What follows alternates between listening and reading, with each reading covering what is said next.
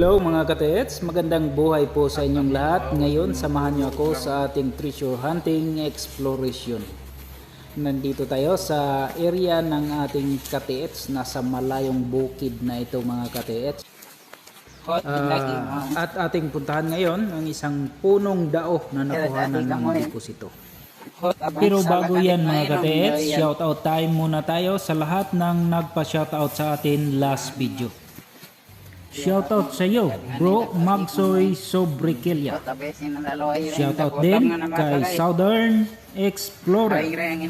Shoutout din sa iyo, Pubs TV Vlog. At shoutout din kay Bro John Suelio. At shoutout din kay Willie Kagula from Laguna. At shoutout din sa iyo, Bro Joselito Esteliori. At shoutout din kay Lito Agrabante. At shoutout din sa lahat ng ating mga manonood na hindi natin nabanggit mga katits. Pasensya na kayo sa ating background dahil kausap natin ay isang alien. At para naman sa lahat ng mga manonood na di pa nakasubscribe sa ating YouTube channel, ay inanyayahan ko kayong mag-subscribe na kayo mga katits para makita nyo kung paano magplano ang mga Hapon dito sa aming lugar. At para na din makakuha kayo ng mga kaunting ideya sa larangan ng ating pagtitreasure. Okay, nandito na tayo malapit sa punong dao. Nasa loob siya mga katets ng naka-letter C na creek dito sa bandang kanan na bahagi. Ayan, tingnan natin yung creek. At ito naman ang punong dao mga katets. Napakalaki niya. At mayroon pang pugad ng banog na ibon sa itaas. Ito ang kanyang stone map mga katets. Yan. Ang batong yan ay nakasiminto. Malapad yan mga katets. At yung stone map niya ay formang ulo ng ibon mga katets. At yung dot naman sa kanang bahagi, yung malaki at maliit ay ang tugas at ang kanyang deposit. At yung sa kaliwa naman na dalawa ay mga bato na mayroong coordinate marker para sa layout ng deposit dito mga katets. Okay, ikutin muna natin ang palibot ng punong dao na ito mga katits bago tayo pumunta doon sa puno niya para ipakita yung nakuhanan ng deposit. Ang nakakuha dito ay yung may-ari mismo ng lupain ito. Ngayon, isa na siyang mayaman. Napakalaki ng bahay niya mga katits. Dito siya mga katits, ang laki ng punong dao. Diyan sa side na yan mga katets ay binutasan nila at dyan nilabas yung nakuha nilang kahon sa loob ng punong ito. Mamaya ipapakita ko sa inyo kung saan sila nag-umpisang dumaan. Ayan, ito yung creek mga katets. Naka-formang letter C ang creek na ito.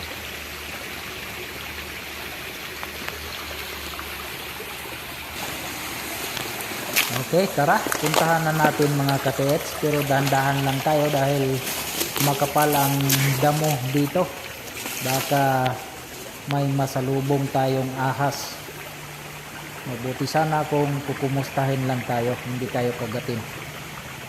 Ayan, doon tayo, papasok tayo doon sa pinaka puno niya mga katets.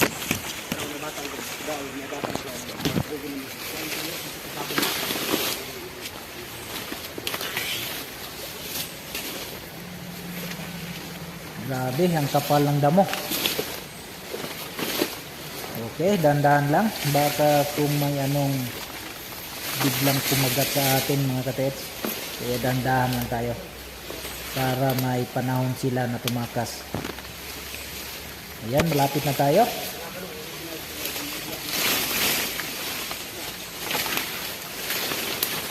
Ang lalaki ng mga ugat nito mga katiits, parang mga pader na oh.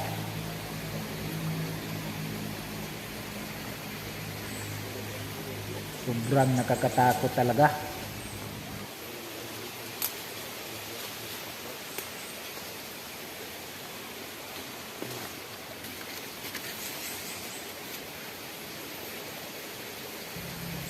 Grabe mga katiits, sobrang laki ng punong ito. Ang mga punong dao talaga mga katiits ay mga giant tree yan mga katiits. Kaya napakalaki ang mga punong yan.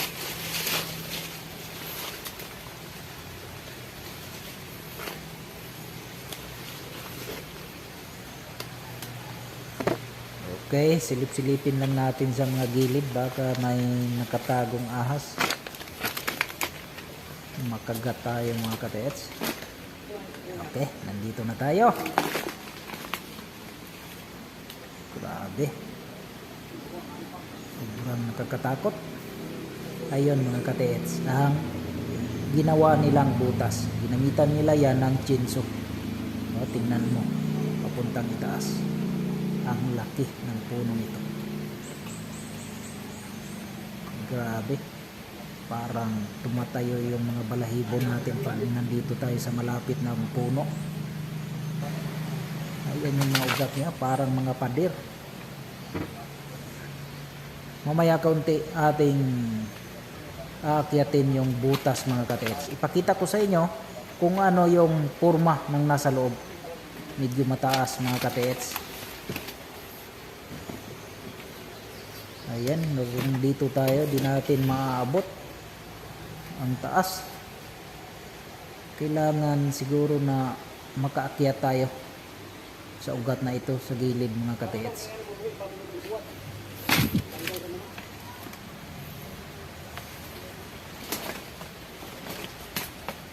Dito sila dumaan mga katiits. Binutasan nila ito at pagkatapos, dahil ito nasa harap ng daanan, doon sila sa kabila na dumaan palabas. Mamaya ipapakita ko sa inyo yung ginawa nilang daanan. Talagang nilakihan nila ang butas doon kasi siguro para magkasya yung kahon na nasa loob ng punong dao na ito. Okay, akyat tayo. Okay, dahan-dahan lang para hindi tayo madulas at malaglag. Ito na mga katiits. Tamang-tama lang na magkasya ang katawan ng isang tao dito. Ito yung nasa loob niya mga katiits. Tingnan niyo. Parang isang buong kwarto ng bahay. Ang laki.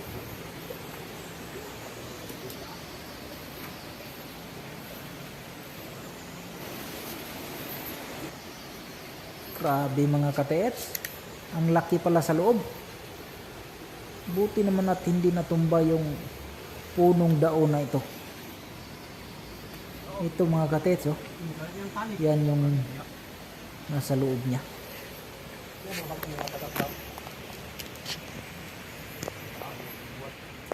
Diyan nakalagay yung isang box.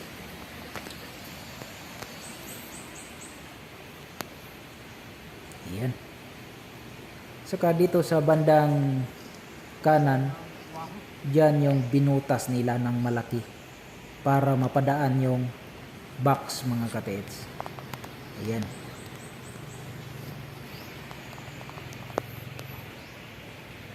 Grabe, parang isang buong kwarto. Ang laki pala dito sa loob mga katiits.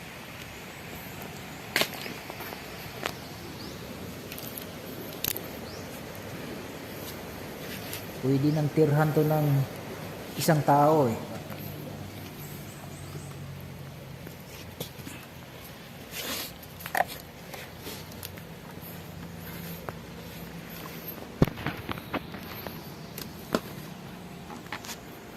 Ayan, silipin natin baka mayroong nalaglag mga katiits. Parang wala nang natira. Oo nga, hindi naman talaga malalaglag yun kasi nakalagay sa isang box.